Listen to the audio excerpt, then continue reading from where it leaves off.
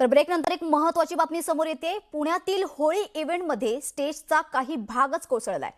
Holi event पूर्वीच स्टेजचा लोखंडी beam कोसळून उडालाय, तर त्यामुळे गोंधळाची परिस्थिती निर्माण झाली आहे। स्टेज बांधणीसाठी असणारा आडवा लोखंडी बीम कोसळल्याची माहिती पोलिसांकडून देण्यात येते।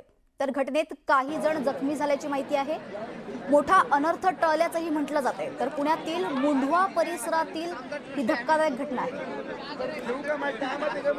याबद्दलची सविस्तर माहिती देण्यासाठी आपले प्रतिनिधी अभिजित पोते आपल्यासोबत आहेत। अभिजित, काय सांगाल, काय परिस्थिती? अचानक बीम कोसळला आहे स्टेजचा।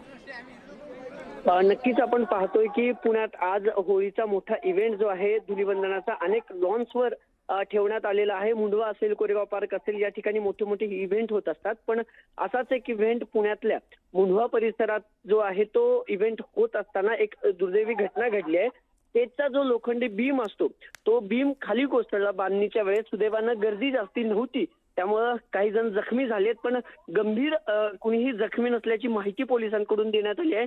पुणे पोलीस घटनास्थळी जे आहे ते दाखल झालेले आहेत। रॉयल पाम्स नावाचं जे लॉन आहे पुण्यातलं, त्या लॉन्सवर एक होळीचा मोठा इव्हेंट आज ऑर्गनाईज करण्यात आला होता आणि त्याच इव्हेंटमध्ये सगळी दुर्दैवी घटना घडली। खरं तर पोलिसांनी मोठी काळजी आज पुण्यात घेतलेली आहे। जागोजागी पोलीस बंदोबस्त तैनात करण्यात आला होता। या इव्हेंटचे परवाने देताना मद्य परवाना रद्द केला होता, जेणेकरून कुठलीही परिस्थिती नियंत्रणाच्या बाहेर जाऊ नये आणि पुणे शहरात कायदा व सुव्यवस्थेचा प्रश्न निर्माण होऊ नये।